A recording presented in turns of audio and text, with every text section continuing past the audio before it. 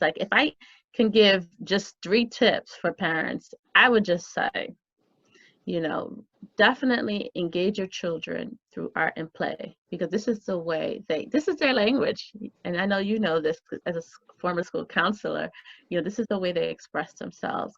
And I would also, the second tip, I would say validate, you know, say, I feel angry too. I feel frustrated too about these changes, because what that does is allow them to see that we're not superheroes. A lot of times they look up to us, you know, they think they're the only one struggling, like, because we try to hold it all together.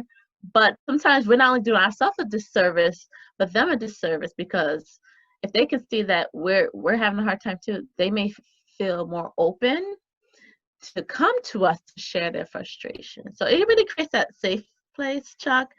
And I would say the last tip is, you know, not only give our kids, but give ourselves the opportunity to release any anger or frustration physically. So I may say to one of my clients, like, if your child's frustrated, have him or her go to their room and punch their pillow, you know, let that frustration out. And it might be a win-win situation. They take a nap, you get a break, but even exercise, you know, is so important for us, not just to be in shape, but to release that tension from our body. It really calms our central nervous system, because there's so much of change that we have to deal with, and it can be hard. One of the things that one of my daughters has done is she's trying to be very active physically. Mm-hmm. She tries very hard to stay fit in good times, and now she's found a way to get a routine together. And she got her son a Fitbit watch, and the two of them now have had days where they compete for the number of steps that they do. I love it.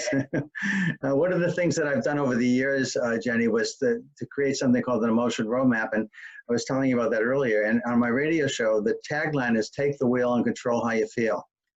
If you're not feeling the way you want to or need to, then ask yourself, what would be ideal to feel, and what could you do to create those feelings? And so one of the things I saw in your book was, you know, what will we do when things get to be normal, was one of the questions. And you said, I'd like to go get an ice cream. I'll get a chocolate sundae, or I'll get a vanilla cone. And then the mom suggested to her boy that, hey, how about if we create the stuff that we can make our own ice cream at home? Which, by the way, sounded pretty good, like a good idea to me. I'm thinking about that now. I love it. But what a fun thing. But to me, it was more the idea that, hey, what can we do? As opposed to sitting back and feeling bad and just saying, hey, don't feel that way. You know, we're all dealing with it. Get over it. Which is how you get when sometimes you feel frustrated. You just want everybody to move on because you run out of ideas. So that's why I saw your book and I thought, boy, more ideas, more ways to think about what you can do and how to talk to your son or daughter. And I love the idea that when you said that other people who are reading your book, the kids are opening up more, because you know, years and years ago, a long time ago, I started as a school counselor, and I worked in junior highs and with elementary school kids from kindergarten on. And I found kids had a hard time talking about feelings.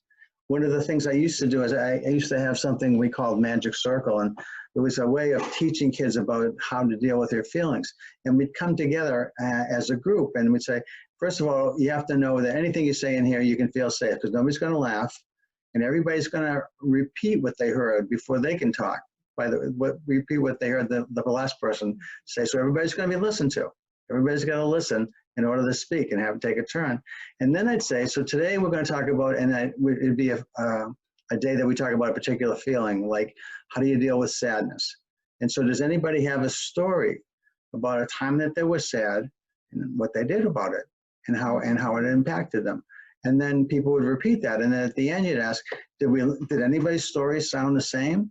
So somehow finding a way to encourage kids to talk about their feelings, which what you just said your book does, is a great way to think about how to help. I'm just thinking out loud now that maybe people could do that in their own families while they're sitting at home now around the dinner table. People spending lots more time at home looking for creative ways to be together. And maybe you could take a different night each night and just say, let's just talk about how we deal with anger. Anybody ever feel ashamed? Anybody ever be embarrassed? I mean, there's a lot of feelings that are really tough that only through trial and error is how we deal with them. And most families don't really spend much time trying to think through how they might help their children because they don't know how. And this is one way that I think is a way to create a sense of, in your home, it's okay to talk about feelings. Yeah. One of my good friends is, or not a good friend, but a colleague and a friend, is Mark Brackett. He's the director of the Center of Emotional Intelligence at Yale University. And he wrote a book called Permission to Feel. And it's about his experience growing up and how he struggled over time with his own feelings and how feelings weren't appreciated or talked about in his home until he got to know his uncle really well, who encouraged him to let his feelings out. He was struggling with a lot of things when he was a kid, but for the first time he felt okay and he felt like a human being when he was allowed to speak freely with his uncle about his feelings. And I think your book helps to encourage kids to do that. Thank you.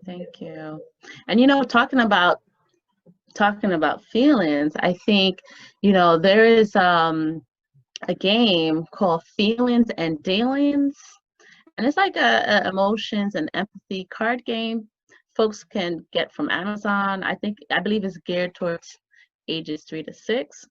So I mean, there's so many tools out here, you know. You just have to Google, and I mean, right now we're living in a day and age where sometimes it's too much information. So, you know, I would definitely encourage folks, you know, and myself, I'm always trying to find what kind of tools I can use to help support. What was the name of the game? It's called Feelings and Dealings. Feelings and Dealings? Yeah. And you know, it's funny because I have there's a book that on the top of my head, it's called B is for Breathe. And this is a book for young children that talks about feelings, and it lists coping skills from the alphabet. They use the alphabet from A to Z to list different types of coping skills. And this is by another mental health practitioner who goes by the name of Dr. Melissa Boyd. And so that's another great resource too for families.